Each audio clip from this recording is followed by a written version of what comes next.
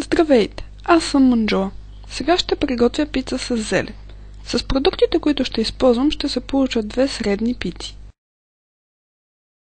За това са необходими около 2 чаши брашно,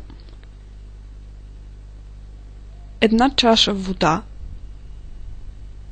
1 лъжица суха мая, 3-4 лъжици зехтин или олио, 1 лъжица сол и половин лъжица захар.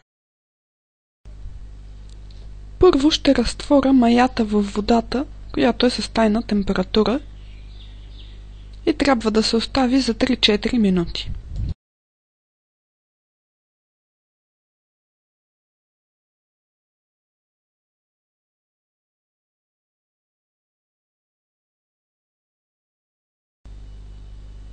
Солта и захарта се слагат в брашното, добавя се и зехтинът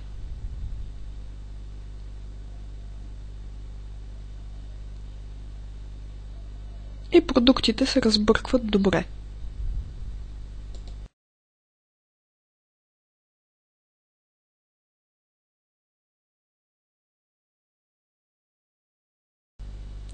Време е да добавим водата с разтворената в нея мая. Приготвя се тесто, което трябва да втаса за 3-4 часа и да удвои обема си.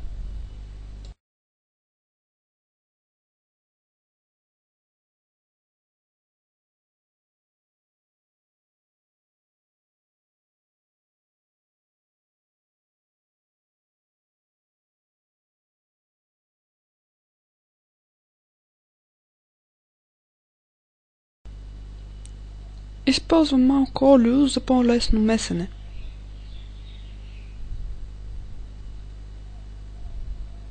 След което тестото се покрива и се оставя за 3-4 часа.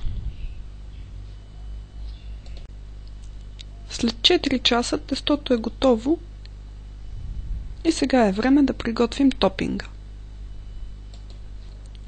Ще използвам 2 чаши настъргано зеле, половин червена чушка, нарязана на тънки ивици, 2 лъжици нарязан магданоз, 2 зелени люти чушки, нарязани на много ситно, 1 чайна лъжичка сол, половин чайна лъжичка черен пипер и бял сос, който ще приготвя с брашно и мляко. Първо ще приготвя белия сос. В тенджерка на котлона се слагат 1 лъжица зехтин и 1 лъжица брашно, като котлона е на средна температура и с непрекъснато разбъркване сместа се загрява, докато потъмнее леко.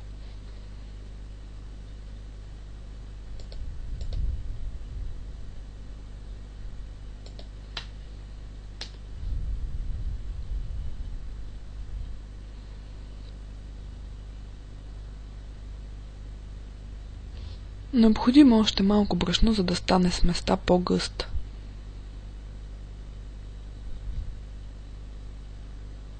Когато стане златиста, ще добавя млякото.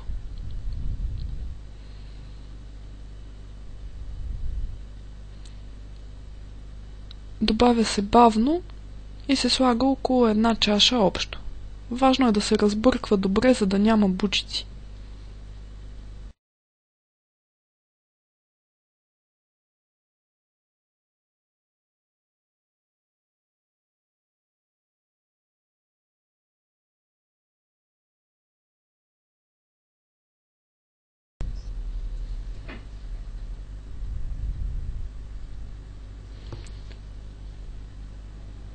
След като е готов сосът,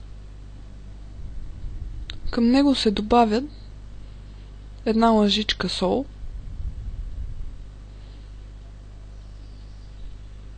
половина лъжичка черен пипер, лютите чушки и разбъркването продължава. С тази смес ще залеем зелето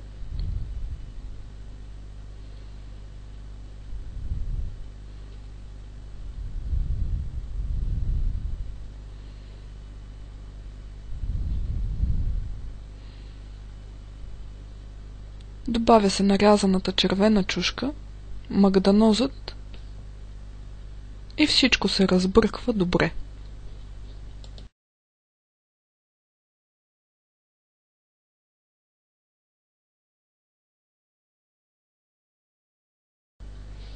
Тестото и топинга са готови. Разделям тестото на две части и го разточвам. Използвам малко брашно, за да е по-лесно разточването.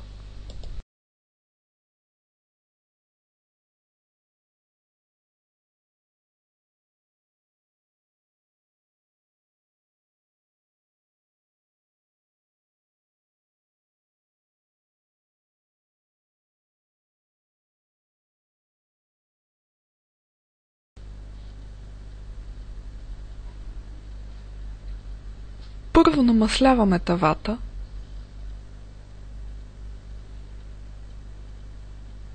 слагаме разточеното тесто,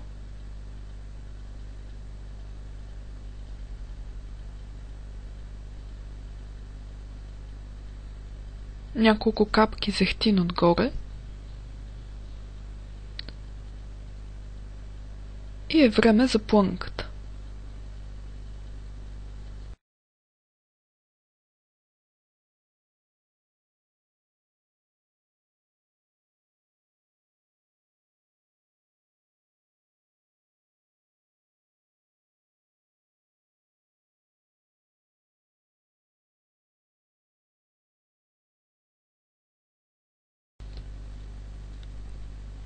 Така приготвената пица слагаме във фурната, която е предварително загрята на 250 градуса.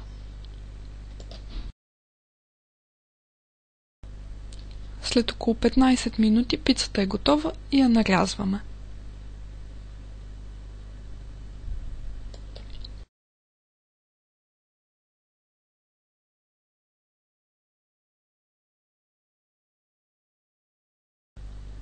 Веселият готвач ви пожелава добър апетит и до нови срещи!